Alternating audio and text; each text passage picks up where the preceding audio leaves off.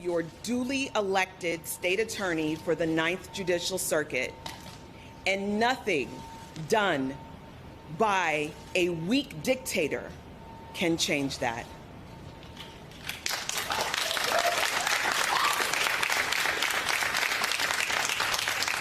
This is an outrage, but under this tyranny, elected officials can be removed simply for political purposes and by a whim of the governor. And no matter how you feel about me, you should not be okay with that. That is Monique Worrell, who was an elected Florida state attorney, slamming Governor Ron DeSantis after he abruptly suspended her yesterday. This is now the second time in 1 year that DeSantis has removed an elected official from their position, an elected official. An elected official. Both are Democrats who were replaced by Republicans.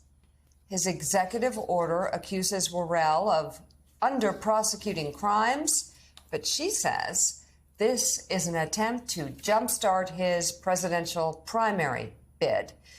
Monique Worrell has vowed to run for her position again. But before she does that, she joins us now right here on Morning Joe. It's good to have you on. Ms. Worrell, thank you so much for being with us. I have to admit, I mean, I've been, my family moved to Florida over 40 years ago. I've been involved in politics and intimately involved in politics for a very long time. I've got to say, despite all that, even I am shocked that a governor can just boot out somebody who was elected by the people. That's what everybody needs to understand. You weren't appointed by anybody. You were elected by the people. And as you said, this sort of dictator move it really is shocking. What's been the response for your constituents and the people who voted for you just 3 years ago?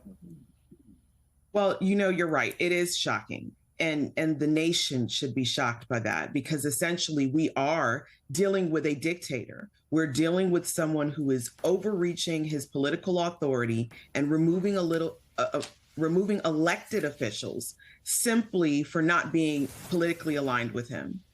Typically, the removal rules were used to remove individuals who had been arrested or convicted of crime, or individuals who had fallen into addiction and weren't able to properly perform their duties. But now this governor is using these rules to remove people who simply are Democrats, or remove elected officials in Democratic counties, which he's retaliating against because they didn't support him in the election. This is a sad day in Florida. It's a sad day in America, and the whole country should be watching, because if we're not careful, this could become the next president of the United States. Well, and the thing is, there's nothing conservative about this guy. I'm a conservative. I'm a small government conservative. We believe the power starts at the local level, and anything the local level can do, you give it to the local level. If they can't do it, the state level does it. If they can't do it, the federal government does it. Everything is upside down with DeSantis. He's like a centralized state, like authoritarian, whether he's banning small businesses from running their businesses the way they want during COVID, or banning, are going after baseball teams. But now here, this seems to be an even greater breach. I'm curious, what do your constituents, what do the people of your district think about you being elected, you campaigning, you debating, you running against another candidate, you winning the election, and then him just unilaterally deciding to fire you, to push you to the side for a campaign talking point? Well, people are upset. There's no, doubt about that. I ran on a very specific platform, and I kept my word. I stood by the things that I said that I would do. based on research and analysis of the criminal legal system over my 20 years of practice. I talked about mass incarceration in this country and how Florida leads the nation in incarceration. And I ran on a platform of implementing things that would change that, using the strong arm of the law when necessary, but also implementing programs that would divert people from the criminal system.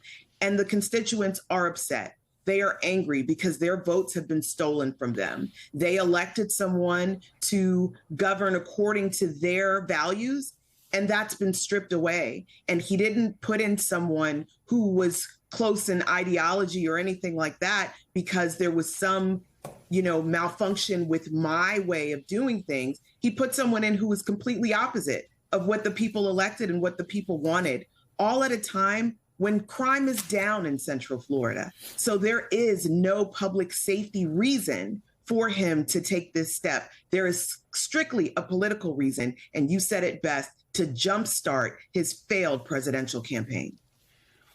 Mika, it doesn't matter whether people agree, as she said, as the state attorney said, it doesn't matter whether people agree with her philosophy on crime or not. I suspect, I don't know all the details, I suspect, based on what she said, that maybe I would disagree with some parts of it. Maybe. But make no mistake, if Republicans can basically fire elected officials because they disagree with their philosophy, don't Republicans understand that a Democratic governor in the future can fire somebody because they think that they're too much of a, quote, law and order official? Right. This is such a dangerous anti-democratic step that, as the state attorney said in her press conference, her views and ideology don't matter here because the people already endorsed them with their vote 3 years ago. Understood. And Ms. Worrell, aside from speaking out on platforms like this,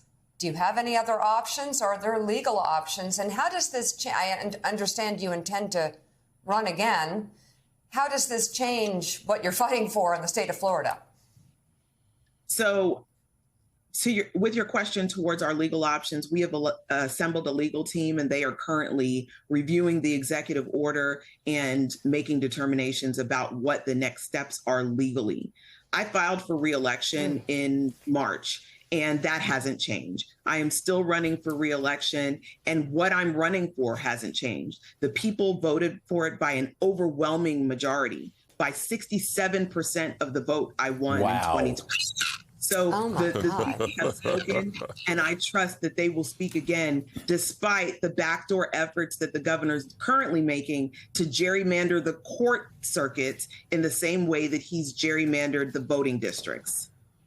Gene Robinson with the Washington Post is next. Gene, the state attorney won with 2/3 of the vote, and she won on a platform far different than Ron DeSantis's. He has replaced a state attorney that won with 2/3 of the vote, now with somebody who is a Federalist Society member, who I suspect wouldn't get 14% of the vote. This is just so anti-democratic.